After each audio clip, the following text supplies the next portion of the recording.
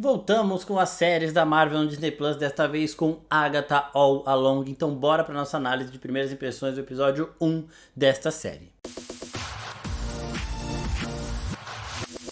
E aí, seus geeks, tudo certo? Eu sou o Marcos Veloso e hoje é a gente falar do primeiro episódio de Agatha All Along, a série da Agatha, que é um derivado de WandaVision e, como eu já expliquei neste vídeo que tá linkadinho aqui em cima, faz parte de uma trilogia da Marvel, é o ponto central de uma trilogia da Marvel que começou com WandaVision, vai falar agora da história da Agatha em Agatha All Along e terminará com a série do Visão, Vision Quest. Essas três séries fazem referências também ao Mágico de Oz, eu falei mais sobre isso também nesse vídeo que tá linkadinho aqui em cima, depois assistam. E eu vou fazer, né, já saíram 2 episódios da série da Agatha, mas vou fazer em vídeos separados, né? Essa semana foi meio caótica aqui em casa, então não deu pra gravar tudo no horário que eu gostaria. Eu gostaria de ter visto o episódio às 10 horas da noite da terça-feira, que é quando sai, já gravado o vídeo, publicado no máximo quarta-feira de manhã. Espero que semana que vem eu consiga fazer isso, que as coisas estejam mais calmas, mas estou gravando esse vídeo aqui pra vocês, já assisti os 2 episódios, mas vou falar sobre o 1 inicialmente, e depois, provavelmente no sábado ou no máximo no domingo, já falarei sobre o 2 também. E já começo mandando um salve pro Marcelo e pro João Vitor, que foram 2 pessoas que lá no meu Instagram foram cobrar pro vídeo. Cadê o vídeo da Agatha? Cadê o vídeo da Agatha? Gente, eu adoro quando vocês mostram esse interesse, quando vocês vêm perguntar dos vídeos que estão um pouco atrasados, né? Vocês sabem como funciona aqui o cronograma do canal, a gente tem a intenção de trazer essas análises logo de primeiro momento. Às vezes não dá certo, mas eu adoro quando vocês mostram esse interesse, então continuem, tá? Bom, primeiro de tudo, a Agatha ainda está presa na ilusão que a Wanda causou a ela, uma ilusão que já dura 3 anos, e ela se vê numa realidade onde ela interpreta uma policial. A gente vê a interpretação dela muito caricata, a gente lembra de como a Elizabeth Olsen fez as interpretações de como se ela vivesse em sitcoms. Um dos episódios que mais me surpreendeu em WandaVision foi o episódio que WandaVision meio que copia a essência de Modern Family, e a Wanda, ela tá bizarramente igual a Claire. Então é bizarro o nível de atuação da Elizabeth Olsen, porque quando ela sai da Wanda de sitcom pra Wanda que está tentando ter uma vida feliz, numa cena que ela tem de quebra, que ela conversa com os policiais num tom bastante ameaçador, a gente vê o nível da atriz, né? Ela estava sendo bastante caricata propositalmente. Aqui é a mesma coisa que acontece com a Catherine Hahn, que faz a Agnes, então, a Agnes Agatha, né? Então é bem interessante mesmo essa semelhança, esse tom que eles trazem de volta, porque eu estava com muita saudade de toda essa temática. Eu não sabia como eles adaptariam esse lado da TV, da história da TV de WandaVision para a série da Agatha, mas fazer com que a ilusão dela colocasse ela numa série de investigação policial aí é simplesmente perfeito. E essa série da Agatha, ela faz referência a diversas séries com esse tema, True Detective, Mare of Easttown, que é a que está mais referenciada, Cold Case, diversas séries desse estilo. The Killing, inclusive, é uma série dinamarquesa, e no final da abertura da série Agnes de Westview, a gente aparece inspirada na série dinamarquesa WandaVision, escrito um WandaVision ali meio dinamarquês, né? Então é meio que inspirado em The Killing, que é essa série dinamarquesa. E o bem interessante é que o nome da série da Agatha é Agnes de Westview, fazendo referência a Mare of Easttown, né, que é uma série da HBO que também é bem esse estilão aí que a gente vê nessa fantasia da Agatha. E é bem legal ela vivendo essa parada, porque quando ela chega no caso policial, ela tá conversando com o Herb, isso também é bem legal. A maioria dos vizinhos que a gente tá acostumado a ver, que a gente se acostumou a ver lá em WandaVision, eles voltam aqui cumprindo os seus papéis, né? Tem aquele cara que é igualzinho o Ross, que aqui tá fazendo chefe de polícia e tudo mais. E aqui ela tá conversando com o Herbie, e uma coisa bem interessante é quando ela chega na cena do crime, tem aquela faixa policial que separa o lugar da investigação da polícia, né? Pra isolar tudo, pra polícia poder fazer a investigação dela. E depois, quando ela conversa com o Herb fora da ilusão dela, eles têm também algo separando os dois, que são as plantas ali do Herb, né? O murinho de planta que o Herb tem, então provavelmente era isso que estava acontecendo, né? O Herb fala pra ela depois que os vizinhos encenavam com ela pra cuidar dela. Então é meio como se ela fosse ali aquela pessoa do bairro, aquela meio doidinha do bairro que sai andando aí, sabe? E o pessoal acolhe e cuida dela. Basicamente era isso que eles estavam fazendo, então entrando meio que nesse jogo para brincar com ela. Agora voltando aqui pro caso, esse episódio nos confirma mais de uma vez que a Wanda vai voltar, não só este episódio, mas o episódio 2 confirma como ela vai voltar. Eu vou falar sobre isso nesse vídeo aqui, eu discorro mais sobre essa ideia no vídeo do episódio 2. Então, quando ela tá conversando com o Herbert, tá descrevendo uma pessoa que foi esmagada por algo. A Wanda foi morta em Undagor com um monte caindo em cima dela. Essa pessoa, quando a Agatha chega, tá com essa roupa aí, esse capuz, esse casaco, tudo mais, que é exatamente a mesma roupa que a Wanda estava usando quando ela saiu de Westview. Ela estava muito envergonhada por conta de tudo que ela fez, ela tentou pedir desculpa para a população, para os moradores ali. Ela se coloca no casaquinho dela e vai embora, essa exata mesma roupa. Os dedos pretos ali são os dedos de quem usa o Darkhold. A gente já viu o Doutor Estranho com o dedo assim, a própria Agatha e a Wanda, quando ela fez uso do Darkhold, é o dedo que mostra essa corrupção do livro dos condenados. E depois eles falam também que ela foi carregada para lá, ela não morreu naquele lugar. E aí mais pra frente no episódio, quando o cara que parece o Ross de Friends chega ali com as evidências, ele fala, ela veio do leste europeu, que pode muito bem ser o lugar do Monte Mundagor. É claro que isso é tudo uma ilusão da Agatha, tá? Daqui a pouco eu vou falar um pouco da reação de quando ela vê o rosto, que provavelmente era o rosto da Wanda mesmo, mas nós temos aí uma referenciazinha, porque assim, no filme do Doutor Estranho que faz o Loucura, que é onde a Wanda supostamente morre, e eu falei que aquela morte era muito anticlimática, porque não trabalhou a personagem como deveria ter sido trabalhada numa morte. Até a morte da Viúva Negra, que pra mim foi uma morte também um pouco anticlimática, que ela tinha mais coisa a se desenvolver, ela ainda tem o seu momento de despedida da personagem e tudo mais. O Homem de Ferro e o Capitão América, a gente nem precisa falar, o Capitão América teve a despedida de arco maravilhosa, ele não morreu de fato, mas ele teve essa despedida. O Homem de Ferro tem essa morte extremamente heróica, e a Wanda cai o morro, você não sabe se ela morreu ou não morreu, e aí depois você vai descobrir em outras produções, em conversas de pós-produção, de bastidores. Então pra mim não rolou. E e ficou claro que ela vai voltar em algum momento. E quando a montanha cai, o Monte de Mundagor cai, a gente vê uma explosão de luz vermelha, que é a energia da Wanda, né, da magia dela, do caos ali, e essa explosão some. E na época do filme, até tem vídeo aqui gravado que eu falo disso, muito provavelmente ela se teletransportou dali. Ela vazou daquele lugar usando o poder dela, talvez também de forma involuntária, e caiu em algum outro canto do mundo, fugindo desse desabamento. É óbvio que o corpo dela não foi parar em Westview. Ah, é memória afetiva. Pode até ser, mas aquele corpo ali não é de fato o corpo dela, é uma ilusão da Agatha, mas é interessante a gente colocar esse paralelo, porque aparentemente a energia vermelha que estava na queda do Undagor ali, ela some, desaparece, então a Wanda provavelmente foi para outro lugar e será encontrada depois. O interessante é que eu falei da reação da Agatha. Quando ela vê o rosto, ela vai tendo diversos gatilhos enquanto ela está nessa ilusão, ela vai tendo alguns gatilhos da realidade. Né? E quando ela vê o rosto da Wanda, ela não faz uma cara de satisfação, ela não faz uma cara de raiva por ter sido a pessoa que aprisionou ela, mesmo que ela não lembrasse, ela teria esse gatilho. Ela faz uma cara de pesar, né? Então talvez a gente veja que ela não queria de fato a Wanda morta, que ela sente um pouco isso. Né? Então é bem legal a gente ir analisando esses momentos de quebra da ilusão que a Agatha tem ao longo desse comecinho. E é nisso que eu falei do que a Wanda vai voltar, eles já até confirmaram pra gente como. Eu acredito que vai acontecer o seguinte: a Agatha está buscando terminar o caminho das bruxas para ter o poder dela de volta, né? Porque o caminho das bruxas concede aquilo que você mais deseja, que você mais precisa. Você não vai fazer o desejo. O caminho, o final do caminho sabe o que você mais precisa. Então talvez a própria Agatha, profundamente, sem saber, precise mais da Wanda do que dos poderes dela de volta.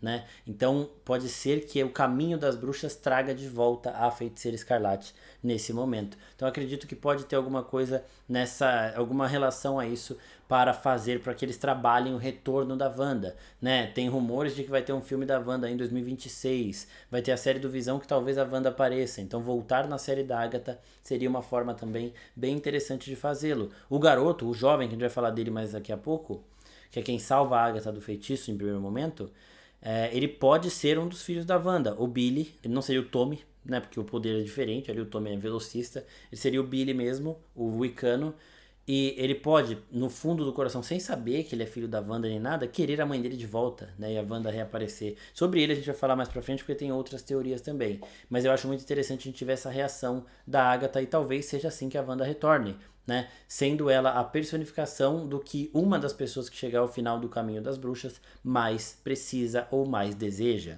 E uma coisa bem interessante também que meu irmão que reparou é que o caminho das bruxas e a forma com que a comunidade das bruxas vê isso é bem parecido com a forma com que a comunidade dos feiticeiros vê o livro de Vishanti. O livro de Vishanti é conhecido como um livro de magia branca, que concede tudo o que você deseja ali. É um livro que não é usado para ataque, apenas para defesa. Então, ele tem todas as magias do mundo. Não é um livro que vai te conceder a magia que você mais precisa, mas ele vai conter a magia que você mais precisa, é só você achar nele. Então, ele é esse item extremamente raro, que é do conhecimento apenas dos mais poderosos dos feiticeiros. Apenas um mago supremo sabe da existência dele, enquanto os mais fracos apenas conhecem como um boato. E que quando a Agatha tá falando do caminho das bruxas mais pra frente, eu sei que isso é um tópico do episódio 2 que eu vou trabalhar mais lá, só pra adiantar aqui pra vocês, que é uma ideia bem interessante, né? Ela fala que as bruxas mais fracas, o garoto fala pra ela até, eu sei que as bruxas mais fracas acham que o caminho é uma farsa, não existe de fato. Então aqui é bem semelhante a forma com que essas duas comunidades, a dos feiticeiros e a das bruxas, lidam com com esses dois itens, digamos assim. O caminho não é de fato um item, né? Com essas duas jornadas. Tá? Porque para você chegar ao livro de Vichante também, você tem que passar por uma jornada e alcançar aquilo que te entregará o que você mais precisa, que é basicamente a mesma coisa que está acontecendo com a Agatha, que vai acontecer ao longo dessa série. Confirma que a Wanda vai voltar e que a Agatha, quando ela tá indo conversar com o Herb, ela fala, ela morreu mesmo, né? Aí ele, com certeza. Aí ela olha pra ele e fala, nunca se sabe, né? Então, pô. Agora nós temos outras coisas muito interessantes, que é a forma que essa série brinca com detalhes. Primeiro de tudo, ela vai depois buscando mais provas em relação à Wanda numa biblioteca. Se você pegar as iniciais da biblioteca, elas formam a palavra Darkhold. Aqui nós temos outra reação interessante da Agatha, porque ela nem termina de escrever o Darkhold, ela já tem um calafrio, é um novo gatilho de medo do Darkhold. Ela nem termina, ela já sabe que aquilo mexe com ela e ela para de escrever, a gente já entendeu o que é. E o nome do autor do livro que a Wanda pega, né, que a Wanda tinha pego e que agora a Agatha está procurando, ele é um anagrama, ou seja, tem as mesmas letras da palavra Wundagore. Né? Então, de novo, nós estamos falando da montanha que continha todas as escrituras originais do Darkhold e do próprio Darkhold em anagrama e nesse jogo de palavras com as iniciais. Então é bem muito legal, muito lindo como eles referem a tudo isso. E quando a Agatha vai até a prateleira onde estariam as cópias do livro, inclusive que a Dot fala que tinham várias, ela chega e estão todas elas queimadas. Por quê? Porque a Wanda em Doutor Estranho Multiverso da Loucura destrói o Monte Wundagore e assim ela também destrói todas as cópias do Darkhold ao redor de todos os universos. Inclusive uma das cópias que estava, acho que com o Doutor Estranho Sombrio no filme de Doutor Estranho Multiverso da Loucura, ela desaparece meio que pegando fogo. Então todas as cópias que estavam ali, elas pegam fogo. Talvez como se a Agatha inconscientemente ainda estivesse buscando o Darkhold, mas descobrisse que ele não existe mais.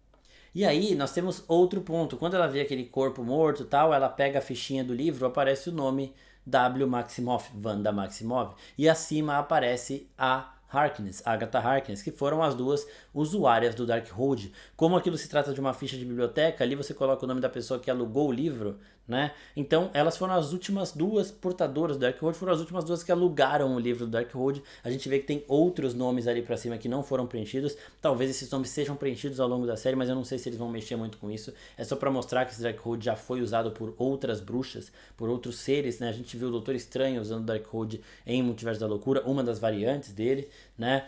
Então, eu achei bem legal como eles fizeram. E as datas que estão ali do lado nessa fichinha, elas são brincadeiras, referências aos aniversários de personalidades importantes da Marvel, como Stan Lee, o Jack Kirby, o Kevin Feige e a própria Elizabeth Olsen, né? Então é só um outro ponto que eles acharam para fazer referência. E a Dot fala, né, a bibliotecária, ela fala que esse livro foi roubado há 3 anos, que é exatamente o momento em que a Wanda pega o Darkhold da Agatha. Um outro ponto interessante é que quando a Agatha está na sala dela de detetive, né, ela entra na sala e atrás dela, na prateleira, tem um vaso. Quando ela senta, esse vaso se transformou em um retrato provavelmente do filho dela, porque está na frente de um coelho. A gente lembra que na série de WandaVision ela tinha um coelho que chamava Sr. Scratch, que muito provavelmente ela nomeou em homenagem ao filho falecido dela, que é o Nicholas Scratch. E sim, Nicholas Scratch é o mesmo nome do boyzinho de Sabrina, As Aventuras, O Mundo Sombrio de Sabrina, da Netflix, que também é um feiticeiro, tem poderes mágicos, mas ali foi apenas a Netflix pegando um nome que a Marvel já usa e fazendo uma referência legalzinha, colocando em um personagem de Sabrina. Não quer dizer que é o mesmo cara, que aquele personagem é filho da Agatha. Não, é só o mesmo nome. Mas eu já falei isso em outro vídeo de Agatha que tá aqui, que eu gostaria muito que essa série referenciasse bruxas da cultura pop, trazendo elas de alguma forma, né? A gente viu a vinheta de encerramento do episódio com diversas referências. Aparece a Bruxa Má da Branca de Neve, aparece diversas outras ali. Inclusive eu vou fazer um vídeo só falando dessa abertura, mas esse vai demorar um pouquinho mais pra sair. Quando as coisas derem uma acalmada aqui, que a minha rotina tá meio louca, eu vou conseguir parar pra gravar esses vídeos, então farei esse também falando de todas as referências que aparecem naquela vinheta final. E aí, no momento em que a Agatha está na sala dela, entra Hill Vidal, que é a personagem da Aubrey Plaza, que está fora da ilusão da Agatha. E em alguns momentos, alguns diálogos, ela mexe com a Agatha para tentar tirar a Agatha daquilo, ou para deixar a Agatha incomodada, assim como a Agatha fez com a Wanda, invadindo o Rex dela. Então exatamente o que a Agatha fez com a Wanda, a Hill tá fazendo aqui com ela. Por quê? Porque a Agatha sentiu o poder da Wanda e se infiltrou na ilusão dela e ficava às vezes dando umas alfinetadas que fazia com que a Wanda ficasse meio cabreira.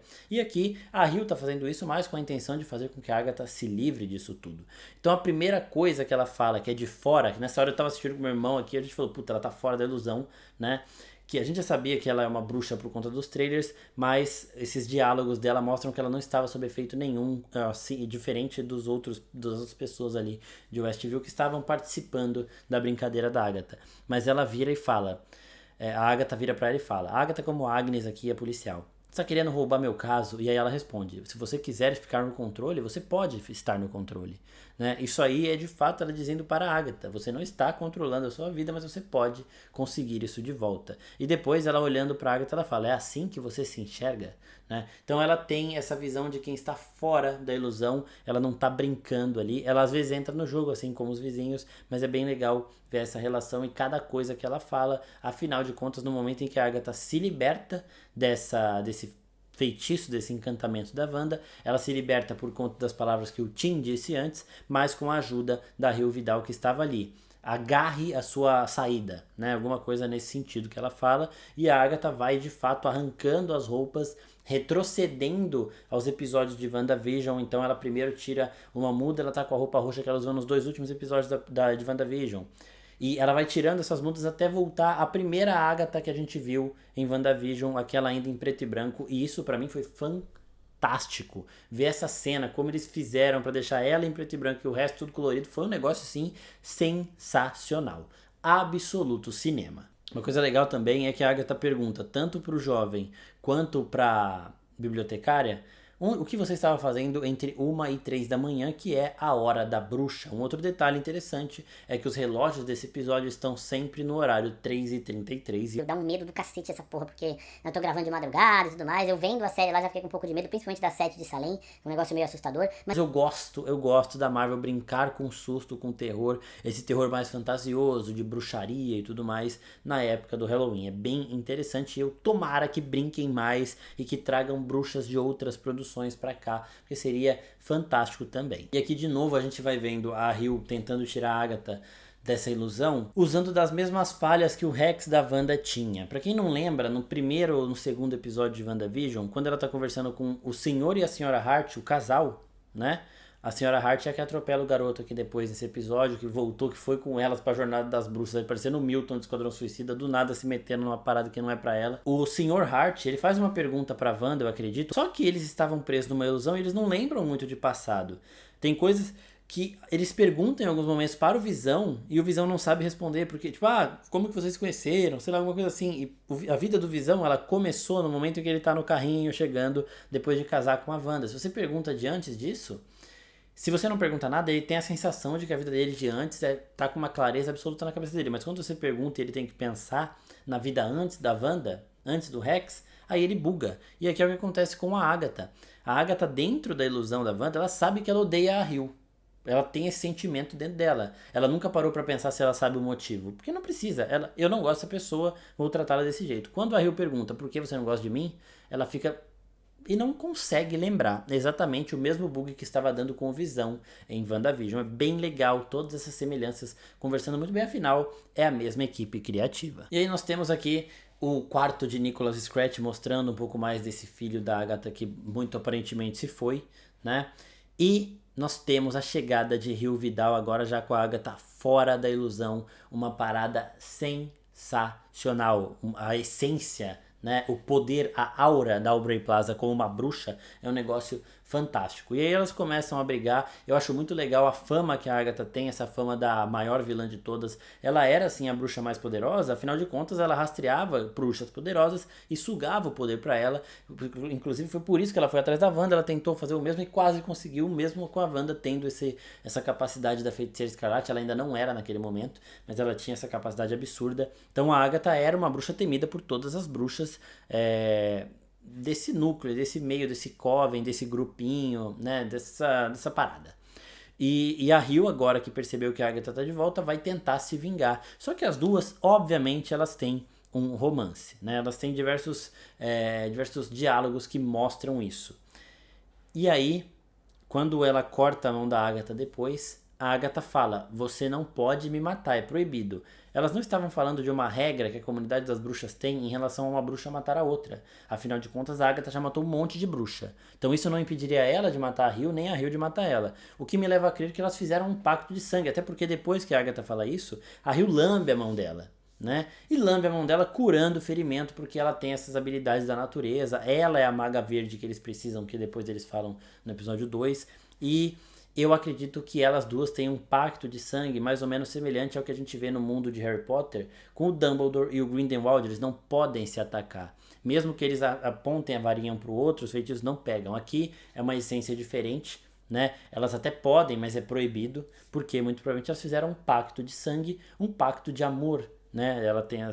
Elas tiveram essa relação no passado, uma relação que claramente está vivendo um momento meio estremecido, mas elas não podem se atacar porque elas devem ter um pacto de sangue. Isso serve para as duas, uma com a outra, não serve para outras bruxas, não é uma regra de todo mundo, não é como o John Wick dentro do Continental, que lá ninguém pode matar ninguém, tá ligado? É uma parada de uma com a outra, um pacto que elas fizeram de não se ferir. De não se matar, de fato, né? Se ferir elas podem, até porque elas se machucam aqui na luta. Mas elas não podem se matar, muito provavelmente por conta desse pacto. O primeiro episódio se encerra neste momento, aí já começa direto segundas, é por isso que eles lançaram os dois de uma vez só, e eu vou falar dele em outro vídeo que eu vou postar assim que der. Eu já assisti o episódio, já tô com as minhas anotações, mas eu tô muito cansado, eu queria gravar agora, mas esses dias realmente estão muito corridos, vocês nem imaginam. Então eu espero que semana que vem o vídeo de Agatha, de Anéis de Poder, até o vídeo de Pinguim que eu tô querendo fazer, eles já saiam no horário certo. Se inscreve no canal, ativa o sininho, fica esperto porque a gente vai postar assim que der, vamos postando mais conteúdos, mais referências